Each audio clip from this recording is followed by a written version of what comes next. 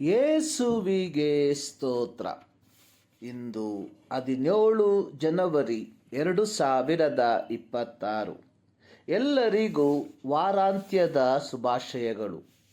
ಯಾವನು ದುಷ್ಟರ ಆಲೋಚನೆಯಂತೆ ನಡೆಯದೆ ಪಾಪಾತ್ಮರ ಮಾರ್ಗದಲ್ಲಿ ನಿಂತುಕೊಳ್ಳದೆ ಧರ್ಮನಿಂದಕರೊಡನೆ ಕೂತುಕೊಳ್ಳದೆ ಯೆಹೋವನ ಧರ್ಮಶಾಸ್ತ್ರದಲ್ಲಿ ಆನಂದ ಪಡುವವನಾಗಿ ಅದನ್ನೇ ಹಗಲಿರುಳು ಧ್ಯಾನಿಸುತ್ತಿರುವನೋ ಅವನು ಎಷ್ಟೋ ಧನ್ಯನು. ಕೀರ್ತನೆಗಳು 1 ಅದರ 1 ಮತ್ತು 2ನೇ ವಾಕ್ಯ.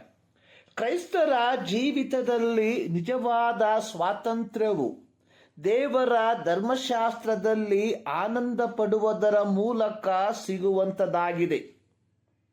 1ನೇ ಕೀರ್ತನೆಯಲ್ಲಿ ಮಾನವ ಕುಲದ ಮುಂಭಾಗದಲ್ಲಿ ತೆರೆದುಕೊಂಡಿರುವ 2 ವಿಧವಾದ ಮಾರ್ಗಗಳ ಕುರಿತಾಗಿ ಬರೆದಿರುವುದನ್ನು ನೋಡುತ್ತೇವೆ.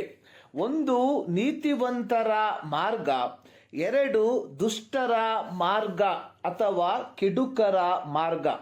ನೀತಿವಂತರ ಮಾರ್ಗವು ಕಳಂಕರಹಿತವಾದ ಸಮೃದ್ಧಿಯ ಮಾರ್ಗವಾಗಿರುವಾಗ, ದುಷ್ಟರ ಮಾರ್ಗವು ಕಳಂಕದಿಂದ ಕೂಡಿರುವ ನಾಶನದ ಮಾರ್ಗವಾಗಿದೆ. ಒಬ್ಬ ವ್ಯಕ್ತಿಯ ಜೀವಿತದಲ್ಲಿ ಯಾವ ಮಾರ್ಗಗಳನ್ನು ಆಯ್ಕೆ ಮಾಡಿಕೊಳ್ಳಬೇಕೆಂಬ ಸ್ವಾತಂತ್ರ್ಯವು ಕೊಡಲ್ಪಟ್ಟಿದೆ.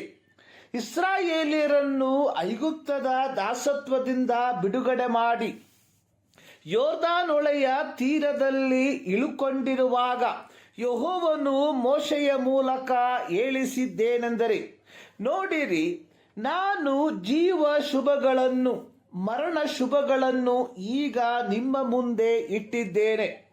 ನಾನು ಈಗ ನಿಮಗೆ ಬೋಧಿಸುವ ಪ್ರಕಾರ ನೀವು ನಿಮ್ಮ ದೇವರಾದ ಯೆಹೋವನನ್ನು ಪ್ರೀತಿಸಿ ಆತನು ಹೇಳಿದ ಮಾರ್ಗದಲ್ಲಿ ನಡೆದು ಆತನ ಆಜ್ಞಾ ವಿಧಿ ನಿರ್ಣಯಗಳನ್ನು ಅನುಸರಿಸಿದರೆ ನೀವು ಬದುಕಿಕೊಂಡು ಹೆಚ್ಚುವಿರಿ ಮತ್ತು ನೀವು ಸ್ವಾಧೀನ ಮಾಡಿಕೊಳ್ಳುವುದಕ್ಕೆ ಹೋಗುವ ದೇಶದಲ್ಲಿ ನಿಮ್ಮ ದೇವರಾದ ಯೆಹೋವನು ನಿಮ್ಮನ್ನು ಅಭಿವೃದ್ಧಿಪಡಿಸುವನು.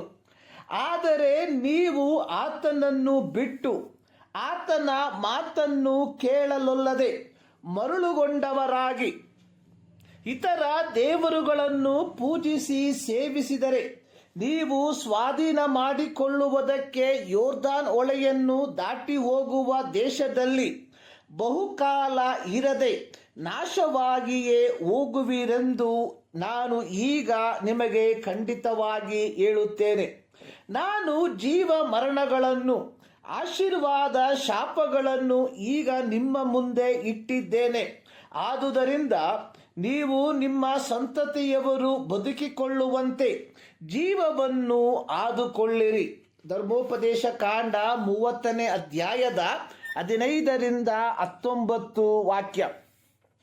ಇಲ್ಲಿ ಯೆಹೋವನು ತನ್ನ ಭುಜಬಲದಿಂದ ಇಸ್ರಾಯೇಲ್ಯರನ್ನು 40 ವರ್ಷ ಅರಣ್ಯದ ಮೂಲಕ ನಡೆಸಿ ಅವರಿಗೆ ಬೇಕಾದ ಆಹಾರವನ್ನು ನೀರನ್ನು ಒದಗಿಸಿ ಕೊಟ್ಟಾಗ್ಯೂ ವಾಗ್ದಾನ ದೇಶವಾದ ಕಾನಾನ್ ದೇಶದಲ್ಲಿ ಅವರಿಗೆ ಆಯ್ಕೆಯ ಸ್ವಾತಂತ್ರ್ಯವನ್ನು ಕೊಡುವಂಥದ್ದಾಗಿ ನೋಡುತ್ತೇವೆ. ನಿಜವಾದ ಸ್ವಾತಂತ್ರ್ಯವು ಸರಿಯಾದ ಆಯ್ಕೆಯ ಮೇಲೆ ಕೇಂದ್ರೀಕೃತವಾಗಿದೆ. ಪೌಲನು ಕೊರಿಂಥ ಸಭೆಗೆ ಪತ್ರಿಕೆಯನ್ನು ಬರೆದಿರುವಾಗ ಅಲ್ಲಿ ಅವರಿಗೆ ಪ್ರಬೋಧಿಸಿರುವಂಥದ್ದು, ಎಲ್ಲ ಕಾರ್ಯಗಳನ್ನು ಮಾಡುವುದಕ್ಕೆ ನನಗೆ ಸ್ವಾತಂತ್ರ್ಯ ಉಂಟು, ಆದರೆ ಎಲ್ಲವೂ ವಿಹಿತವಾಗಿರುವುದಿಲ್ಲ. ಎಲ್ಲ ಕಾರ್ಯಗಳನ್ನು ಮಾಡುವುದಕ್ಕೆ ಸ್ವಾತಂತ್ರ್ಯ ಉಂಟು, ಆದರೆ ಎಲ್ಲವೂ ಭಕ್ತಿಯನ್ನು ಬೆಳೆಸುವುದಿಲ್ಲ. 1 ಕೊರಿಂಥ 10ನೇ ಅಧ್ಯಾಯದ 23ನೇ ವಾಕ್ಯ. ಪ್ರೀತಿಯ ದೇವಜನರೇ, ಯೇಸು ಕ್ರಿಸ್ತನು ನಮ್ಮನ್ನು ಪಾಪದ ದಾಸತ್ವದಿಂದ ಬಿಡಿಸಿ ಸ್ವತಂತ್ರಗೊಳಿಸಿರಲಾಗಿ ಈ ಸ್ವಾತಂತ್ರ್ಯವನ್ನು ನಮ್ಮ ಶಾರೀರಿಕ ಅಭಿಲಾಷೆಗಳ ಪೂರ್ತೀಕರಣಕ್ಕಾಗಿ ಬಳಸದೆ ನಮ್ಮ ಭಕ್ತಿ ವೃದ್ಧಿಗಾಗಿ ಬಳಸುವಂಥವರಾಗಿರುವ ಈ ಮುಂಜಾನೆಯಲ್ಲಿ ಸರ್ವಶಕ್ತನಾದ ದೇವರು ಈ ಅಧ್ಯಯನದ ಮೂಲಕ ನಿಮ್ಮನ್ನು ಆಶೀರ್ವದಿಸಲಿ.